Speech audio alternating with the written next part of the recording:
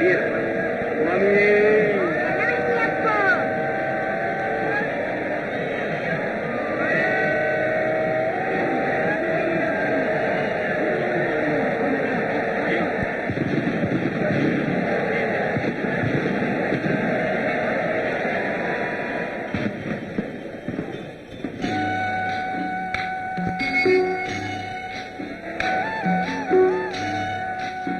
Weapon தானே வந்து உதவி செய்வதன் மூலம் உதவி செய்வது எவ்வளவு சிறந்தது என்பதை காட்டுகிறார்.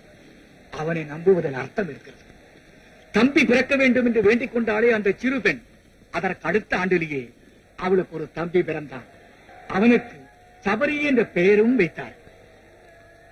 ஐயப்பனை பூஜிக்கிறவர்கள் தேசத்தில் எந்த மூலையில் இருந்தாலும் அவர்களுக்கு அவன் அருள் கிட்டுகிறான்.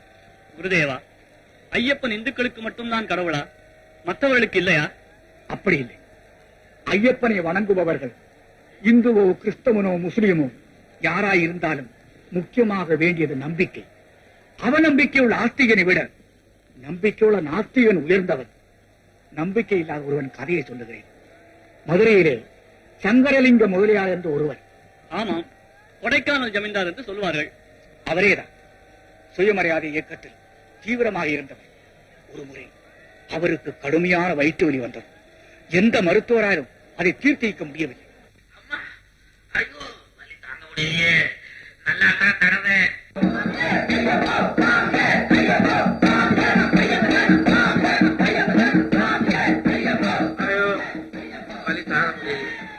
நல்லா தாங்க தடவை.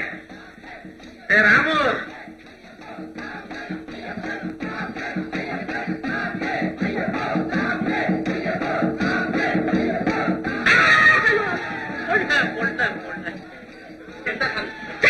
சாமியாவது பூதமாவது ஜன்னலை காத்துறேன், ஜன்னலை காத்துறேன்.